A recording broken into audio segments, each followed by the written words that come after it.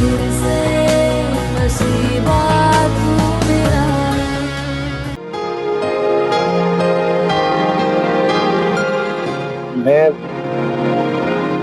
मैं समझ नहीं पा रहा कि आखिर हो क्या रहा है। हमारा रिश्ता तय हो चुका है, लेकिन क्यों तुम्हारी बेरुखी मुझे बहुत कुछ सोचने पर मजबूर कर रही है। क्या ये रिश्ता तुम्हारी मर्जी से तय नहीं हुआ?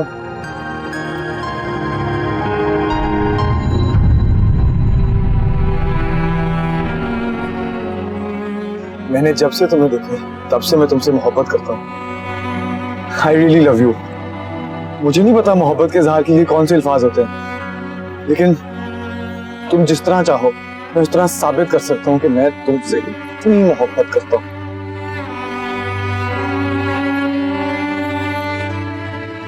याद है तुमने एक बार कहा था अगर मैं शरीफ आदमी हुआ तो तुम्हारे रास्ते में उस तरह दोबारा नहीं आऊंगा, और मैं नहीं आया। मैंने तुम्हारी बात का पास रखा। एक शरीफ आदमी की तरह अपनी मोहब्बत के इजहार के लिए मैं तुम्हारे घर रिश्ता भेजा और रिश्ता तय हो गया।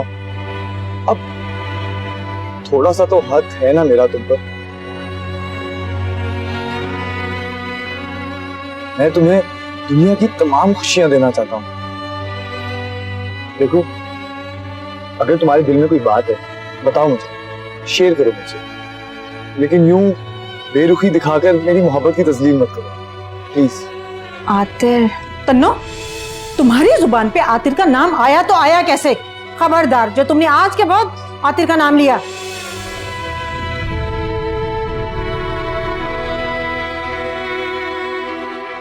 कुछ तो बोलो, कुछ तो बोलो प्लीज। आपने बात करनी थी, मैंने सुन ली। अब मैं आपसे सिर्फ इतना कहूंगी कि आइंदा यूनिवर्सिटी मत आइए। रिश्तों को बचाने की खातिर हमने तो निभाई सब रस्में। एक वादा किया था ऐ जाना, फिर भूल गए हम सब वो कसमें। किस्मत से करें क्या कोई गिला,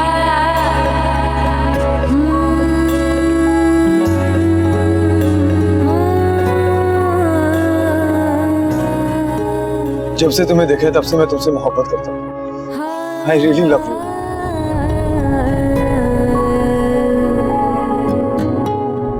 मैं तुम्हें दुनिया की तमाम खुशियां देना चाहता हूँ। इतनी बड़ी गाड़ी है तुम्हारे फियांसे के बाद, इसके बावजूद तुम बसों में धक्के खाती हो।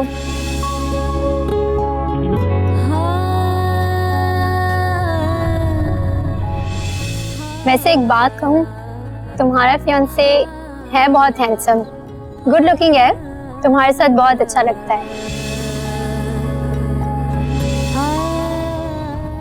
मैं आपका इतना ख्याल रखूंगा कि आपको मुझसे प्यार हो जाएगा।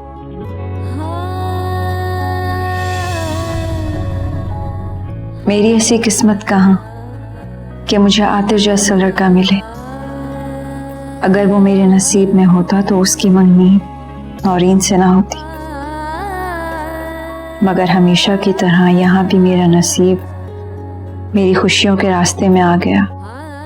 जिंदगी में पहली बार किसी ने मेरे बारे में अपनायत से सोचा। मुझे पाने की कोशिश की मगर वो मिल ना सका। पाने से पहले ही मैंने उसे खो दिया। कोई अपने नसीब से कब जीत पाया है।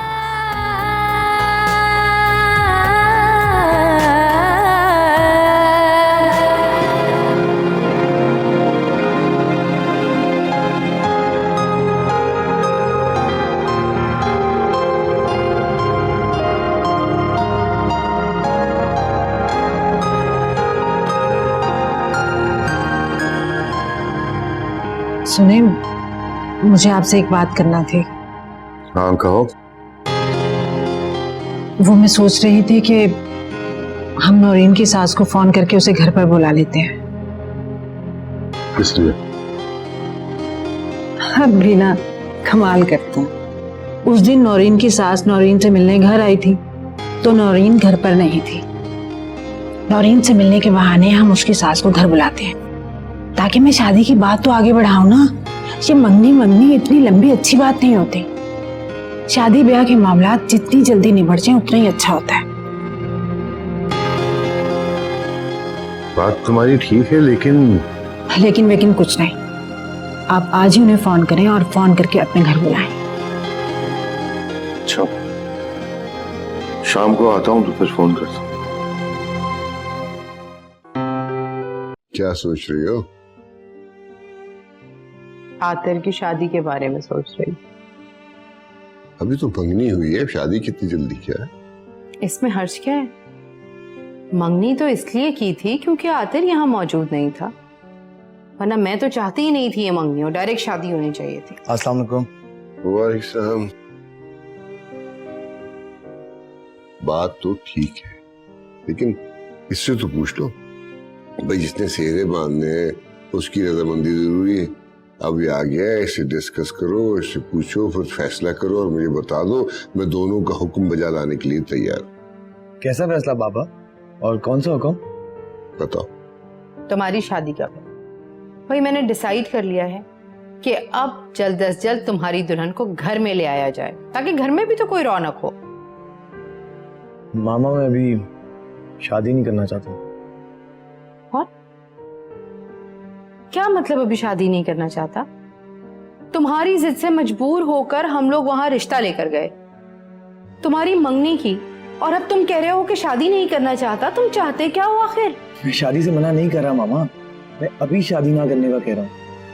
मुझे कुछ काम है, कुछ इश्यूज हैं जो मुझे सॉर्ट आउट करने ऑफिस के। मुझे कुछ वक्त चाहिए। ये सब तुम्हें पहले नहीं पता था? मामा उस सब का इस बात से क्या ताल्लुक है? ताल्लुक है। मैं तुम्हें तुम्हारी लाइफ में सेटल डाउन करना चाहती हूँ और तुम हो के। ठीक है, मुझे बात करने दो। देखो, मुझे मजीद कोई बात नहीं करनी बाबा, मुझे देर हो रही है, मैं जा रहा हूँ। नाश्ता तो कर जाओ। अल्लाह हाफिज। देख रहे हैं आप इस लड़के, कभी कहता है शादी करनी है, कभी कहता है नहीं करनी है, कल को कहेगा उस लड़की से नहीं करनी है।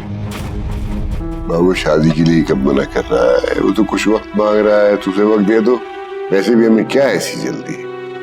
और परेशान ना हो, मैं अभी दफ्तर जाता हूँ तो उससे बात करता हूँ, मालूम करता हूँ कि वजह क्या है। अब तुम ठीक करो और नाश्ता करो।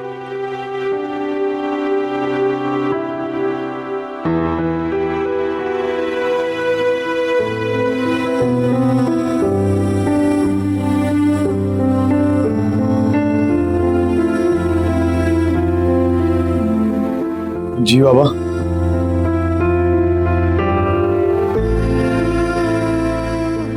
सुबह जो कुछ हुआ मैं उस पर तुमसे बात करना चाहता हूँ। लेकिन बाबा अभी मुझे इस बारे में कोई बात नहीं करनी। लेकिन मुझे करनी है, इसलिए कि मैं बाप हूं तुम्हारा।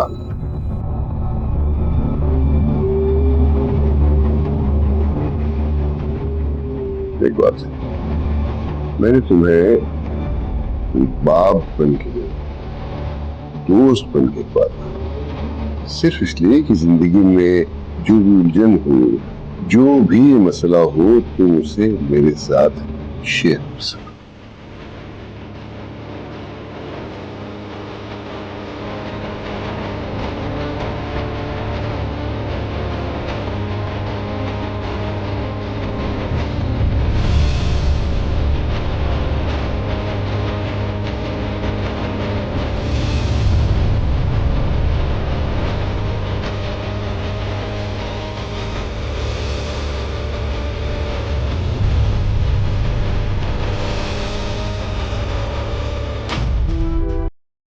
इतना परेशान होने की क्या जरूरत है यार?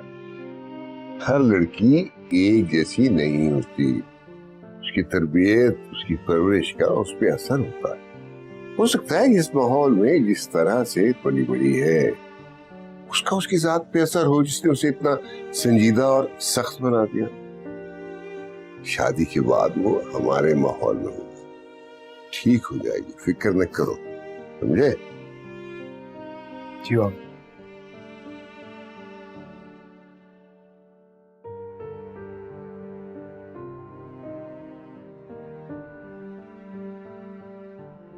ये लीजिए। क्या करूं इसका? रफीक साहब का कार्ड है, सुबह ही तो हमारी बात हुई थी कि आप उन्हें फोन करेंगे और शादी के लिए कहेंगे, भूल गए? मेरी समझ में नहीं आता, लड़की का बाप होके किस तरह से बात करूं मैं? तुम खुद बात कर लो। मुझे अच्छी तरह मालूम था ये भी आपसे नहीं होगा, मुझे ही करना पड़ेगा।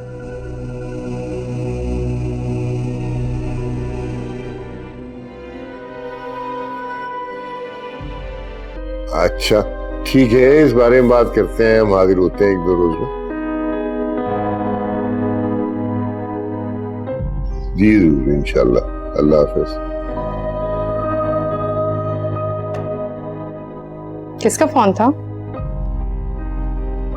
रेहाना, नौरीन की अम्मी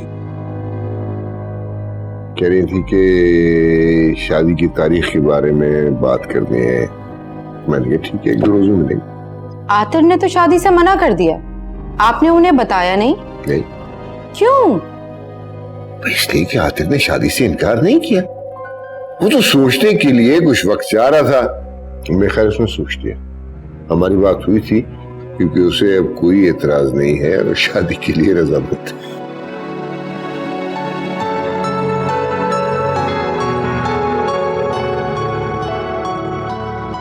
बस भाई साहब आपकी अमानत है, जब चाहें ले जाएं, हमें तो कोई एतराज नहीं है, जो तारीख दे मंजूर है। अस्सलाम वालेकुम। वालेकुम अस्सलाम। हाँ जी, मैं बरखुरदार, तुम्हारी पसंद, तुम्हारी अमानत तुम्हारे सामने है, अगर कुछ पूछते हैं तो पूछ लो।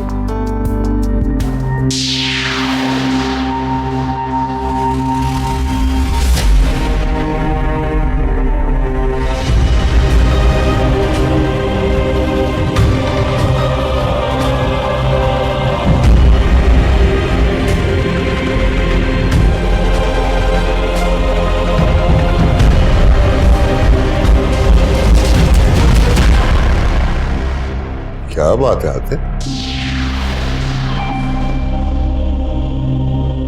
कुछ परेशान लग रहे हो? बाबा, ये वो लड़की नहीं है।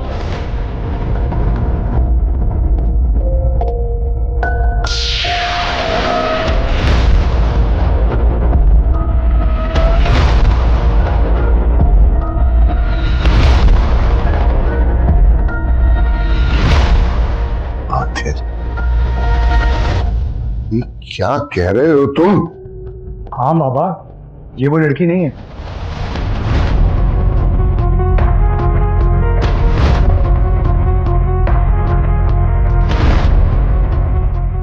क्या कह रहे हो बेटा?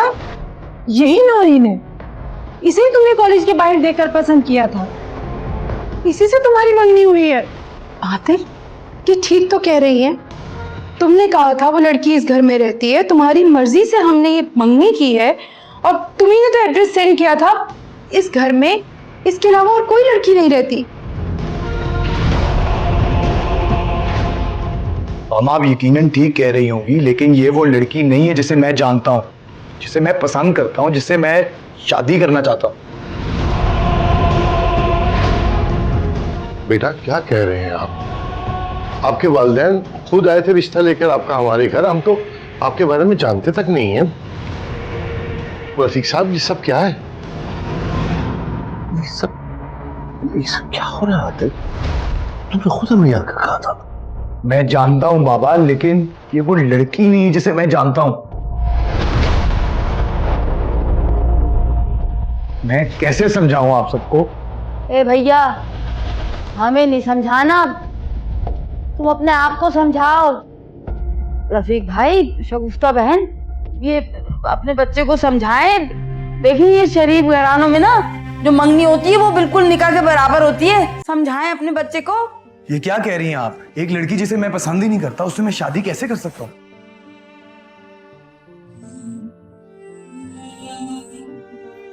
हम घर जाके बात कर लेंगे इस बारे में। नहीं मामा, जो बात होगी अभी होगी। बहुत बड़ी गलतफहमी हो गई है। मुझे ये रिश्ता मंजूर नहीं है।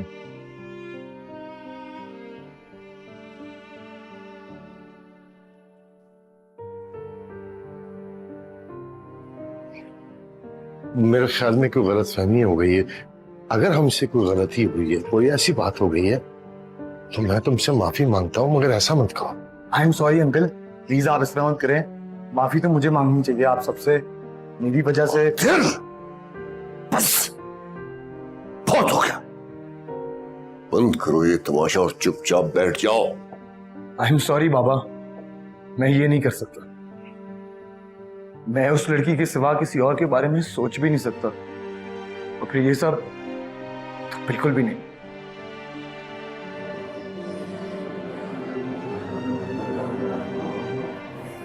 आखिर आखिर तुम चाहते क्या हो? तुम्हारे कहने में हम यहाँ आए थे।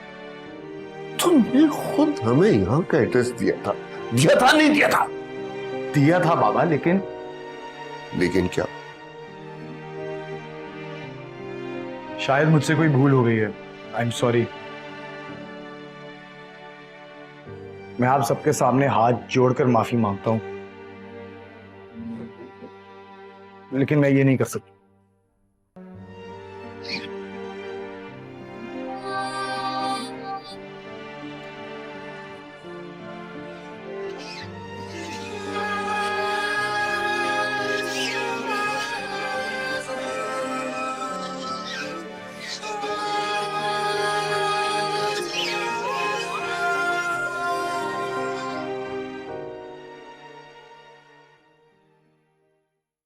तेरे